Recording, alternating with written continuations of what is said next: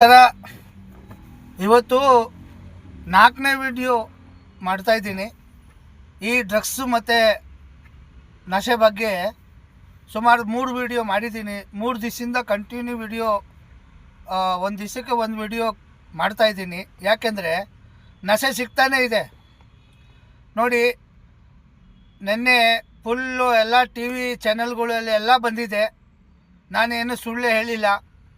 ಆದರೆ ಈ ವಿಚಾರ ಏನಂದರೆ, ಡ್ರಗ್ಸು ತಯಾರು ಮಾಡೋದು ಫ್ಯಾಕ್ಟ್ರಿ ಸಿಕ್ಕಿದೆಯಲ್ಲ ನಮ್ಮ ಬೆಂಗಳೂರು ಕ್ಯಾಪಿಟಲ್ ಸಿಟಿಯಲ್ಲಿ, ಅದು ಭಾಳ ಗಂಭೀರವಾದ ವಿಚಾರ. ನಾನು ಇವತ್ತು ಹೇಳಬೇಕಾಗಿರುತ್ತೆ.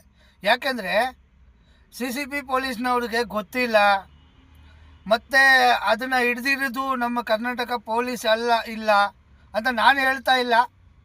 ಟಿ ವಿ ಚಾನಲ್ ಅವರು ಕೂಡ ಹೇಳ್ತಾ ಇದ್ದಾರೆ. ಮಹಾರಾಷ್ಟ್ರ ಪೊಲೀಸ್ದವರು ಹಿಡ್ದಿದ್ದಾರೆ, ಮಹಾರಾಷ್ಟ್ರ ಪೊಲೀಸ್ ಏಜೆನ್ಸಿ ಅವರು ಹಿಡ್ದಿದ್ದಾರೆ. ಸೊ ಈ ಜ್ಞಾನ್ ಭಾರತಿ ಪೊಲೀಸ್ನವರು ಇದೇ 1 ವರ್ಷದ ಹಿಂದೆ ಒಂದು FIR ಮಾಡ್ತಾರೆ. ಈ ಡ್ರಗ್ಸ್ ವಿಚಾರ ಬಗ್ಗೆ 4 ಜನನ ಜೈಲಿಗೆ ಕಳಿಸ್ತಾರೆ. 2 ಭಾರತೀಯರು ಮತ್ತು 2 ಹೊರದೇಶನವರು. ಅದನ್ನು ನಾನು ಹೇಳ್ತಾ ಇಲ್ಲ, ಪೊಲೀಸ್ನವರೇ ಪ್ರೆಸ್ ಮೀಟ್ ಮಾಡಿದರು. ಆ ಟಿ ವಿ ಚಾನಲ್ ಹೆಸರು ನಾನು ಮರ್ತುಬಿಟ್ಟಿದ್ದೀನಿ. ಒಟ್ಟಿನಲ್ಲಿ ಆ ವಿಡಿಯೋ ಎಲ್ಲ ವೈರಲ್ ಆಗಿತ್ತು.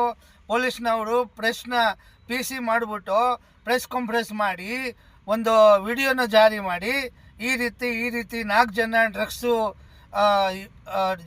ಡ್ರಗ್ಸಲ್ಲಿ ಸಿಕ್ಕಿದ್ದಾರೆ, ರಾತ್ರಿ 12 ಗಂಟೆ ಮೇಲೆ CCB ಅವ್ರ ಕೈಗೆ ಸಿಕ್ಕಿದ್ದಾರೆ, ಇವರೇ 4 ಜನ, ಇದಿಷ್ಟು ನಶೆ ಇವ್ರ ಹತ್ರ ಇತ್ತು, ಇವರು 2 ಭಾರತೀಯ ಮತ್ತು 2 ಹೊರದೇಶನವರು ಅಂತ ಅವರು ಫೋಟೋ ಕೂಡ ತೋರಿಸಿದ್ರು. ಅದ್ರದ್ದು FIR ಕಾಪಿ ನನ್ನ ಹತ್ರ ಇದೆ. ಅದರಲ್ಲಿ 4 ಜನ ಯಾರು, ಅವ್ರದ್ದು ಇಲ್ಲಿವರೆಗೂ ಪತ್ತೆ ಇಲ್ಲ. 2 ಭಾರತೀಯರು, ಒಬ್ಬರು ಜೈಲಲ್ಲಿ ಇದ್ದಾರೆ, ಒಬ್ಬ 2 ಸತಿ ಬೇಲ್ ತಗೊಂಡು ಆಚೆ ಇದ್ದಾನೆ. A1 2 ಟೈಮ್ಸ್ ಬೇಲ್ ತಗೊಂಡು ಇವತ್ತು ಆಚೆ ಇದ್ದಾರೆ. ಒಬ್ಬರು ಒಳಗಡೆ ಇದ್ದಾರೆ ಭಾರತೀಯ.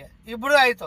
ಇನ್ನೂ 2 ಯಾವ media, press, police, commissioner, DCP, ACP ಮತ್ತು CCB ಮತ್ತು ಆ ಪೊಲೀಸ್ನವರು ಯಾರು FIR ಮಾಡಿದರು, ಜ್ಞಾನ್ ಭಾರತಿ ಪೊಲೀಸ್ ಸ್ಟೇಷನ್ ಅವರು ಇವತ್ತುವರೆಗೂ ಅದರ ಬಗ್ಗೆ ಒಂದು ವಿಚಾರನ ಹೇಳಲ್ಲ. ಲೆಕ್ಕ ಮಾಡಿ, ಜ್ಞಾನ್ ಭಾರತಿ ಪೊಲೀಸ್ ಸ್ಟೇಷನ್ನು ನಮ್ಮ ಬೆಂಗಳೂರು ಸಿಟಿ ಪೊಲೀಸ್ ಸ್ಟೇಷನಲ್ಲಿ ಒಂಥರ ರೀಮಾರ್ಕ್ ಆಗಿರೋದು ಸ್ಟೇಷನ್. ಅದು ನಾನು ಯಾಕೆ ಹೇಳ್ತೀನಂದರೆ, ಆ ಸ್ಟೇಷನ್